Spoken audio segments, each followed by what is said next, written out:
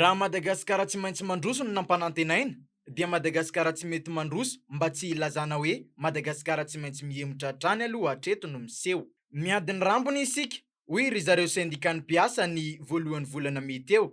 Na ny fahalalana manao hetsika sendikaly amin'ny andro iraisam-pirenena ho an'ny asa, na ilay antsoin'ny maro hoe fetin'ny asa aza moa, ireny no niseho.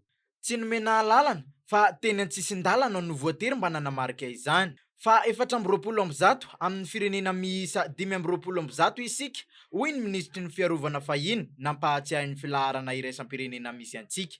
Mihemotra ny fahefa mividin'ny olom-pirenena malagasy satria midangana hatrany ny vidim-piainana. Mihemotra ny fandriam-pahalemana. Andro atoandro be no misy fanendahana miampy fidaroana eto Antananarivo renivohitra araka ireny efa niarahantsika nahita tamin'ny Haino Amanjery na eny amin'ny Tambajotra Serasera vao tsy ela akory izay.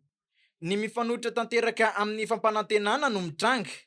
Ny fampielezan-kevitra mialohan'ny fotoana ataon'ireo kandida mitondra loko politika an'ilay fitondram-panjakana anefa tsy menatra fa na any amin'ny toeram-pivavahana na any an-tsekoly dia mampahafantatra tsy ampiambahambahana akory fa hoe ity ilay olona nintsika. Tena fitantanana tsy milamina. Tsy mety mandray fitoriana. Hatramin'ny folo ihany hono izy. Mahagaga anazy zany hoe hatramin'ny folo ihany mandray fitoriana. Nanomboka oviana no hoe amin'ny folo ihany mandray fitoriana. Service public any PAC. Inona no tsy andraisan'ireo fitoriana manomboka amin'ny 9 maraina ka hatramin'ny mandrapidinareo amin'ny 4 nefa ny karamanareo karama feno tady fa vahoaka ny mandony karamanareo ary mbola mahazo indemnité en plus tsara sasany nareo. Ko maninona nareo no hatramin'ny folo ihany nandray fitoriana? Nitory ny mpikamban'ny HCC na fitsarana avy momba ny lalam-panorenana eny amin'ny fitsarana ambony Ramatoa Fanirisoa Erinaivo filohan'ny sendikan'ny mpitsara teo aloha mpitarika ny RMDM France ankehitriny.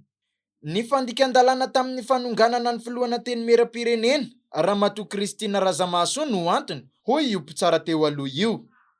Tokony ho eny amin'ny PAC na pôle anti-corruption no apetraka ny fitoriana, saingy tsy manana fahefana hitsara ny filohan'ny HCC izay filohan'ny andrim-panjakana ny PAC ka izay no antony nametrahanay fitoriana eny amin'ny HCG raha ny fanazavana.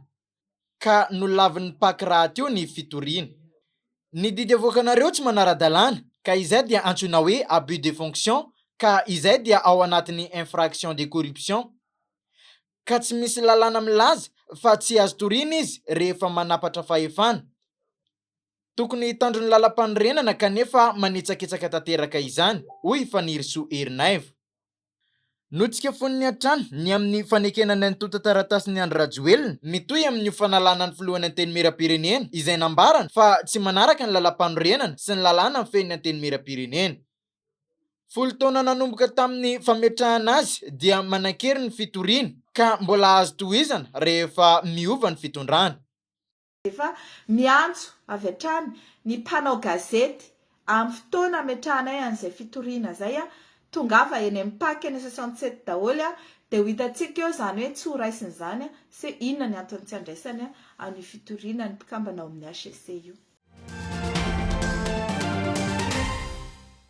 Tanjona ny 50 isan-jato ataoko angamba fa afaka manonofo daholo ny rehetrarehetra ary afaka mametraka vina afaka ho tanterahana. Mbola ambany ny tahampahazo toan'ny vehivavy mirotsaka ho fidiana amin'ny ambaratonga rehetra. Hatreto dia 17 isan-jato ny tahan'ny vehivavy ao amin'ny anteny meram-pirenena raha nambarany Ramatoa Estelle Andriamasy filohan'ny Conseil national des femmes de Madagascar na CNFM. Ka ny asan'ny CNFM koa dia manamafy ny fahaiza-manao ny vehivavy mba hahatonga azy ireo hiroso amin'izay sehatra fanapa-kevitra izay. Ka ity fampiofanana ny vehivavy izay hirotsaka solombavam-bahoaka ity. Isan'ny sakana angambany dia voalohany aloha ny vehivavy tsy dia betsaka loatra no manana toerana ambony ao amin'ny antoko politika misy azy. Misy koa ny antoko politika tsy mametraka vehivavy ho solotenan'izy zareo rehefa mametraka ny kandida zany. Noho ireo sakatsakana maro samihafa dia mbola ambany ny tahampahazo toy ny vehivavy mirotsaka ho fidiana amin'ny ambaratonga rehetra raha ny fanazavana.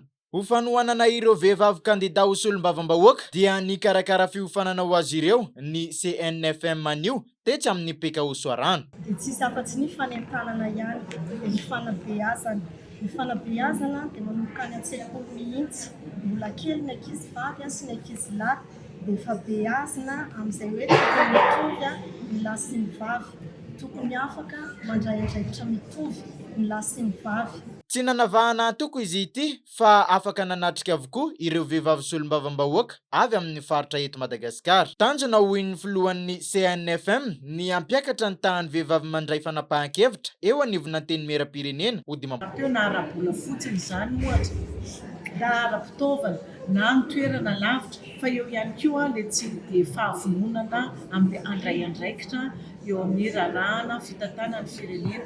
Dia izay no mahatonga anay mijoro toy izao mba hanome hery ny vehivavy, hanentana ny vehivavy hoe azo atao dia azo atao tokoa ny roso amin'izany kandidaty izany, satria ny vehivavy eny amin'ny sehatry ny fiarahamonina no tena mahafantatra ny zavatra iainan'ny vahoaka, ary ny vehivavy betsaka ny manam-pahaizana sy manana fahalalana fa ny firaisan-kinanay vehivavy sy ny vondrona mpanampy ohatra zao dia zava-dehibe angambany mety ampiovana izay hoe vitsy ny vehivavy ny rotsaka ho kandidaty izay.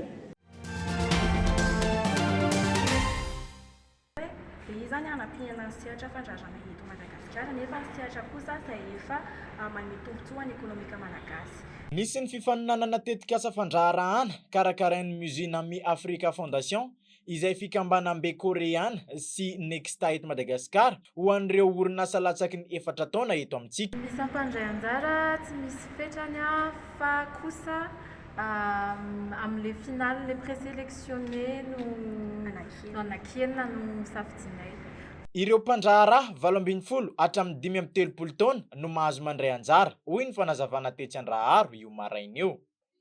Ny tena andrasana amin'izareo ny ao anatin'ny condition de participation daholo moa izany hoe orinasa manokatra asa zany, créateur d'emploi izy dia sady mitondra ihany koa innovation no mitondra ihany koa vokatra ho an'ny fampandrosoana lovain-jafy.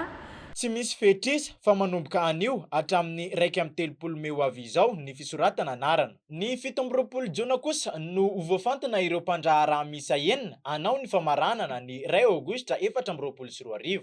30 tapitrisa ariary no omena ireo mpandraharaha miisa 3 maharesy lahatra indrindra. Ny tena tanjona dia mba hampivoatra ny sehatra ara-dalàna eto Madagasikara dia mba ihany koa misy vehivavy moa zany ao anatin'ny ekipa mba hampisehoana an'ilay miralenta. Dia zany mila fotsiny ianao hoe manana objectif hanao extension na activité ary mety foana mila fotsiny ianao manana objectif durable sy atteignable ho an'ny secteur ny entrepreneuriat eto Madagasikara.